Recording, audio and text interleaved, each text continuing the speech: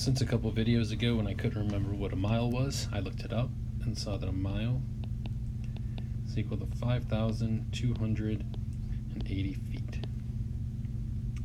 Right? So this means that 1 mile over 5,280 feet is equal to 5,280 feet over 1 mile, which is equal to 1. And of course, miles have units of length, right? 1 doesn't have a unit of length, right? It's unitless because essentially miles and feet cancel out. So now let's say we have 10 miles. I want to find out how many feet that is. So I can take 10 miles, I multiply it by 1, so then I have 10 miles times 5,280 feet per mile. Notice again, we can treat units just like variables in algebra.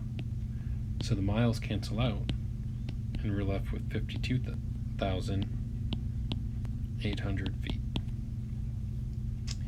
Now, for area, we talked a little bit about area before, so now remember that area doesn't have units of length. It has units of length squared. Right? So if I have 10 square miles, then if I want to convert that to feet,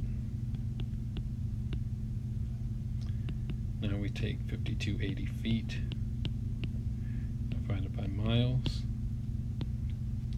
For now, I'll explicitly write it out. Obviously, you don't have to do this when you're actually doing this calculation on your own, although sometimes it can be helpful. And so notice now we have 2 miles that cancel out the mile squared. Right? We have 2 feet that are, again, feet multiplied by feet, right?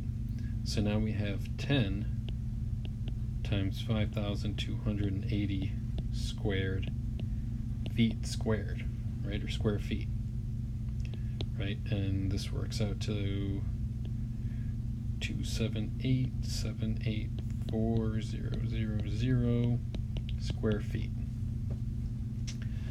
So even though it's a lot, it's a little bit cumbersome to write down, especially because you can probably go on your computer and you can just type this in and have Google, do these conversions automatically.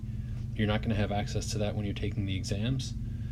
So it's good practice just to practice, writing down the equations in this way, writing down the units and making sure everything cancels out. And so that way you make sure that you're always converting units properly, because one of the most common things is to forget that when we're doing miles squared, that we need to use 2 different 5,280 feet per mile, and so people would get an area that's the same as what we got when we calculated length, right? So they would leave this one out. So you don't want to do that. So this is just a good way to practice, to make sure you get used to converting units properly.